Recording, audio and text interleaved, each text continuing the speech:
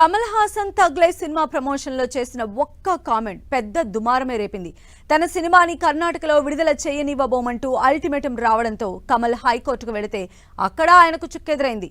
కన్నడ సంఘాలు మిమ్మల్ని ఒక్క క్షమాపణే కదా అడుగుతుంది, దానికి ఎందుకింత రాద్ధాంతం, భాషల చరిత్ర గురించి మాట్లాడడానికి మీరేమైనా హిస్టోరియనా అని కర్ణాటక హైకోర్టు ప్రశ్నించింది.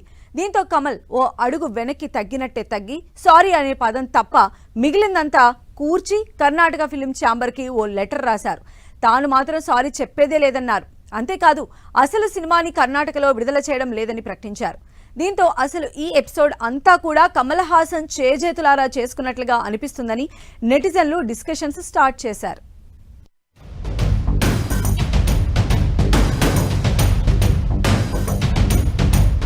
కమల్ హాసన్ తీరేం సరిగా లేదు. లోకనాయకుని తీరును తప్పుబట్టిన హైకోర్టు.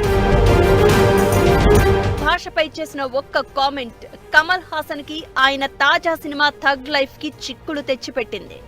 చిన్న వివరణ, మరో చిన్న సారీతో సరిపోయేదానికి ఆయనే తన ప్రవర్తనతో విషయం మరింత ముదిరేలా చేశారని సర్వత్రా విమర్శలు వస్తూ ఉండగా తాజాగా కర్ణాటక హైకోర్టు కూడా ఇదేలా స్పందించింది.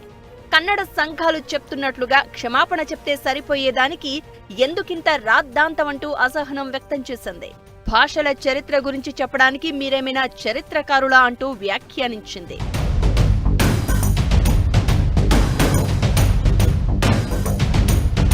దీంతో కమల్ హాసన్ స్పందించాల్సి వచ్చింది.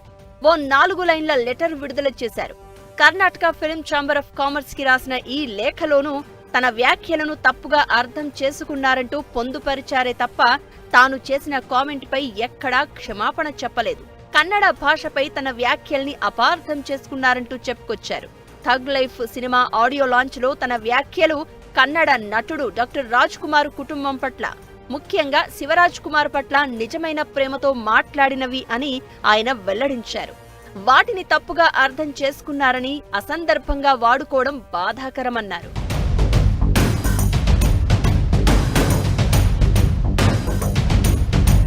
మరోవైపు కమల్ హాసన్ తన వ్యాఖ్యలపై క్షమాపణ చెప్పే వరకు సినిమా విడుదలను అడ్డుకుంటామని ఫిలిం ఛాంబర్ కూడా ప్రకటించడంతో విషయం పెద్దదైంది. తీరా వివాదం పెద్దదై సినిమా విడుదల దగ్గర పడేసరికి అసలు విషయంలోని తీవ్రత ఆయనకి అర్థమైంది అనుకోవాలి. అందుకే అన్ని భాషల వారు పరస్పర అభిమానం, గౌరవంతో మెలగాలన్నదే తన అభిమతమంటూ లేఖలో పొందుపరిచారు. ఈ మొత్తం వ్యవహారం సినిమా విడుదల సమయానికి సమసిపోవచ్చు. కానీ సెలబ్రిటీలు పబ్లిక్ లో మాట్లాడుతున్నప్పుడు యథాలాపంగా మాట్లాడడం ఏ స్థాయికి చిక్కులు తెస్తుందనేది ఈ ఎపిసోడ్ ఓ ఉదాహరణగా మిగిలిపోతుంది.